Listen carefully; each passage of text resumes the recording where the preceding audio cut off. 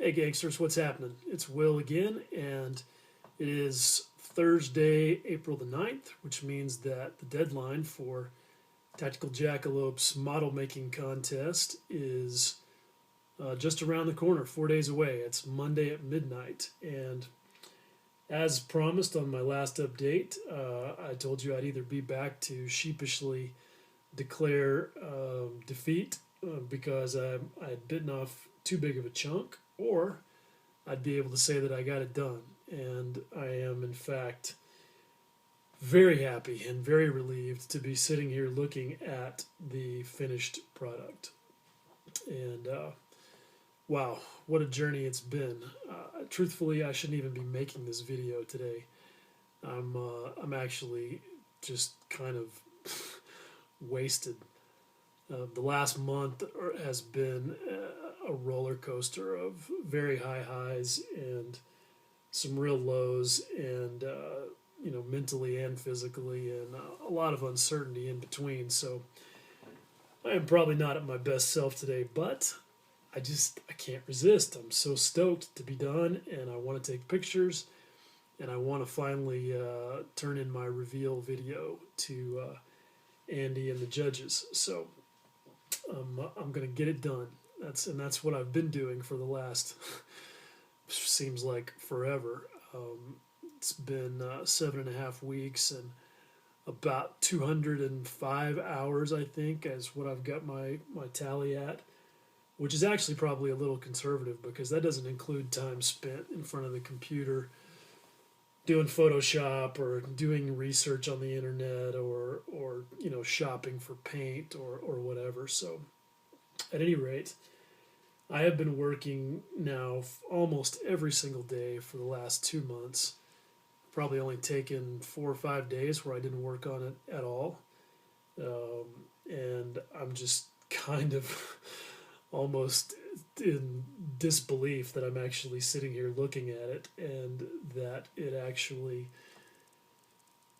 looks a lot like the picture that I've had in my head for so long, and the pictures that I created in Photoshop. So anyhow, without any further ado, I'm going to show you some pictures, and then I'm going to come back and talk about it some more. All right, check it out.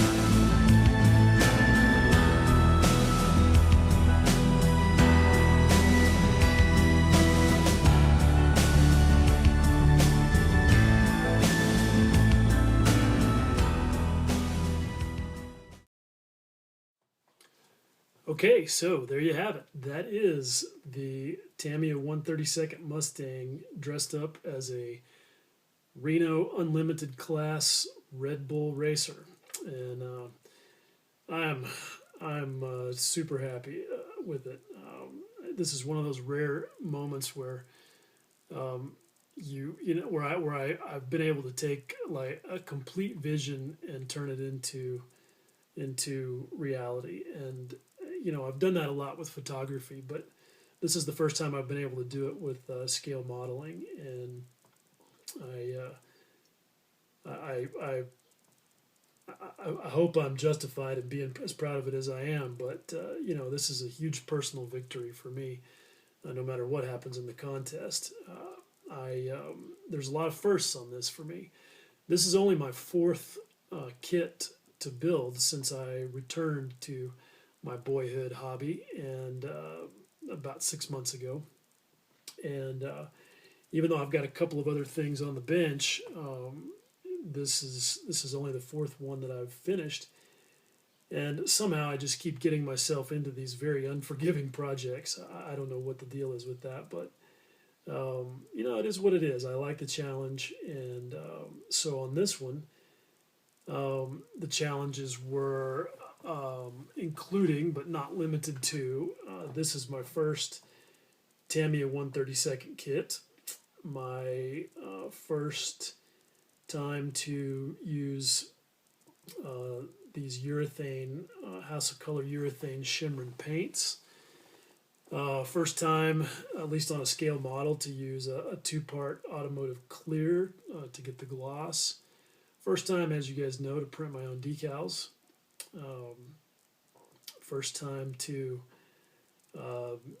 do a lot of little things like the HGW microtextile seat belts, using lead wire to put some detail in the wheel wells. Did some things with bare metal foil that I haven't done before on the tail fin. There were a lot of things that were purely experimentation, and so when Andy says that I'm a little crazy, he's really right, because why I would choose to do something so unforgiving and with so many unknowns for a contest is, now that I sort of think about it in retrospect, I don't know what I was thinking. All I know is that I was obsessed with the idea before the contest came along. I had seen you guys have probably seen these too, pictures on the web of a 132nd Spitfire that was painted up as a racer with really beautiful flames and just an amazing paint job. And I saw that, and I just thought, man, that's really cool. What a neat idea. And I started thinking, well, what could I do? Could I do something like that? And immediately, the idea of Red Bull popped into my head. First of all, because I love their air racers, and their colors with the deep blue and yellow. I just think they're beautiful. And I also have a bit of an attachment to Red Bull over the years. I've drunk plenty of it. And as at least one of my friends out there knows, those cans are good for other things too. But Red Bull has also been associated with my first love, which is motocross, for many, many years, and just lots of other action sports that I love. And, they sponsor all kinds of cool shit. I mean, from, mountain biking competitions to Formula One to, Felix Baumgartner's supersonic parachute jump last year. And their involvement in all kinds of things is something that I respect a lot. But they also have been involved in fundraising for athletes who have suffered spinal cord injuries.